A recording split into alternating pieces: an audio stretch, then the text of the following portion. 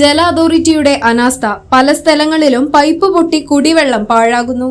മഞ്ചേരിയിലെ പല മുനിസിപ്പൽ ഉപറോഡുകളിലും കൊടും വേനലിൽ ദാഹജലം പലപ്പോഴും കിട്ടാക്കനിയാകുമ്പോഴും റോഡുകളിലെ വാട്ടർ അതോറിറ്റിയുടെ കൃത്രിമ നീർച്ചാലുകൾക്ക് യാതൊരു കുറവുമില്ല.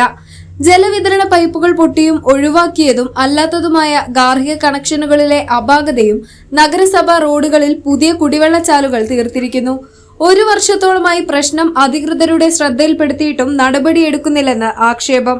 പൊതുമരാമത്ത്, ഹൈവേ റോഡുകളിലും ഇത്തരം കാഴ്ചകൾ പതിവാണ്. മരാമത്ത്, ജല അതോറിറ്റി, വൈദ്യുതി വകുപ്പുകളുടെ ഏകോപനമില്ലായ്മയും വകുപ്പുകൾ തമ്മിലുള്ള ശീതസമരവും മെയിൻ റോഡുകളെ വേനലിലും തോടും കുളവുമാക്കുന്നു. എന്നാൽ ഈ കൊച്ചു റോഡുകളിലെ പ്രശ്നം തീർക്കാൻ എന്താണ് തടസ്സമെന്ന് അധികൃതർ വ്യക്തമാക്കുന്നില്ല. ഇനി മഴ പെയ്താൽ മഴവെള്ളത്തോടൊപ്പം തിരിച്ചറിയാൻ ആവാത്ത വിധം പൈപ്പ് പൊട്ടിയ വെള്ളവും ഒഴുകും. ഇത് പരിഹാരം വീണ്ടും വൈകിക്കും.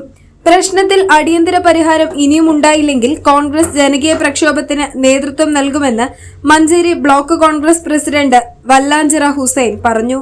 Malappuram live voice, Manjeri.